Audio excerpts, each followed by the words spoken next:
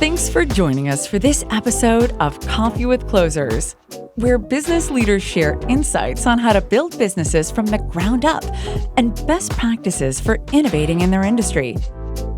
Hey Nina, thanks for joining me. Yeah, no problem. Always happy to help out when I can. Awesome. So for the audience that don't know about you, can you share a little bit about who you are? Yeah, so my name is Nina Ruhe. I'm a content marketing manager at a company called Key Factor. We're based in Cleveland, Ohio, but we're kind of all over the globe. We are in the cybersecurity industry. We are a software, so what we specifically do is public key infrastructure, PKI management. So what I do for Key Factor is I am on our content team. I specifically focus in multimedia, video, just kind of different new level types of content creation to help build brand awareness and drive leads and demand at the end of the day. Definitely. I mean, cybersecurity is a big, crazy industry to be in. There's a lot of conversation about privacy, security, all that. It's a big space to be in. Yeah. And obviously content marketing is definitely what you're doing there. So how is a company like the one that you work for leverages content marketing for demand and lead gen? Yeah, it's a really interesting space to be in, and I came from a different background when I joined the company. I really didn't know much about cybersecurity space because the industry is so vast, it's so wide, and there's a whole bunch of people trying to make an impact and break through, and so where I come in for Key Factor in terms of content marketing is how do we break through? How do we get our message across? How do we share, hey, what we're doing is super important to our customers? How do we stand out in comparison to our competition? And, what can we do to broaden our brand and just build trust in what we do? Because at the end of the day, we all like to believe, our company, like, you can trust us, everybody's great, everybody likes, to drink their own Kool-Aid.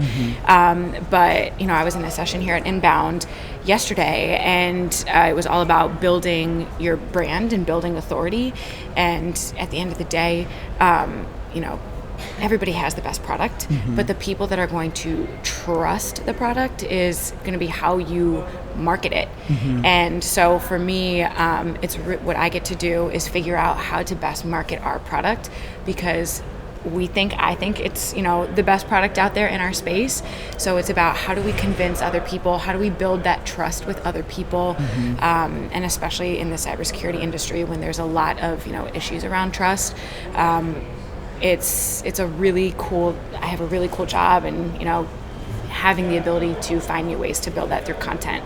Most certainly. Perception is reality, and if you don't do a good job in making what the prospective customer to perceive your brand as, you're not doing a great job, right? So marketing is an important factor in that. So when you talk about content marketing, and I'm assuming you're doing way more than just writing blogs, talk to me a little bit about some of the tactics that you specifically utilize in a company like the one that you work at. Yeah, so our content team is actually pretty small, but we're small but mighty. So a couple of people focus on different things. Yes, we do blogs because, it drives people to our website. It hits all the SEO marks that we're supposed to be hitting, that we're told as content marketers, as marketers in general.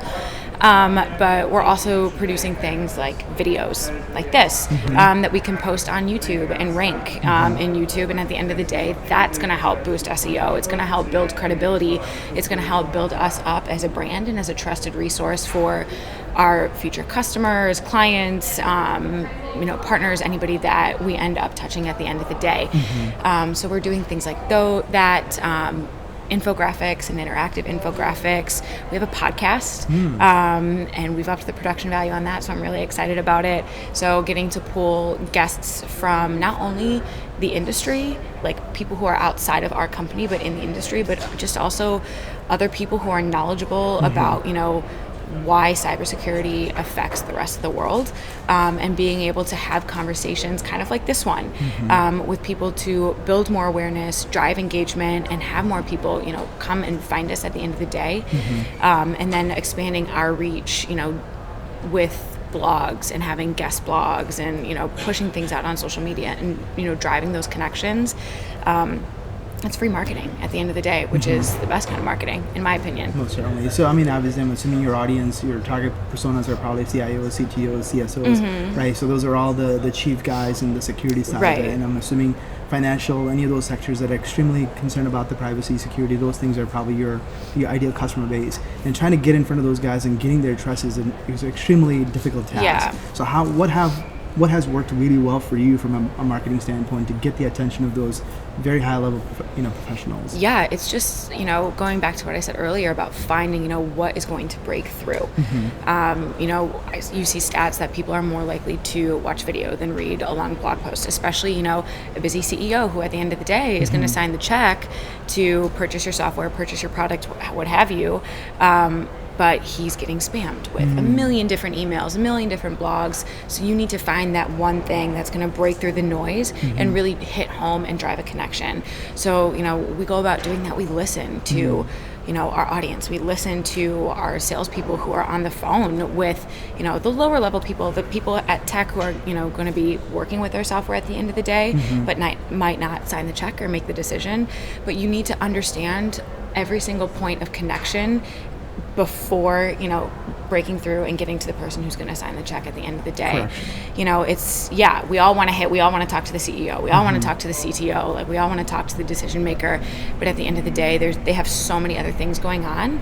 You just have to think about who are the other human connections, human touch points that we could be also having conversations with that can help kind of move that decision along and build that trust. Because once you establish a point of trust within a company, no matter who it is, if it's, somebody in the C-suite or somebody, who's entry level, it's still a point of trust that you have established within somebody else's organization. And at the end of the day, that little seed can grow into a huge plant, to be metaphorical. Exactly. And I think even from a product adoption standpoint as well, because the people that are probably interfacing a product isn't the ones that are writing the check, right? The ones that are going to be implementing it, using it daily, they're the ones who's going to need the content to make their life easier or to fully adopt the product. Right. Are there any specific tactics come to mind that you've done it at your current position or as a company that has worked really well from a content marketing and demand gen standpoint?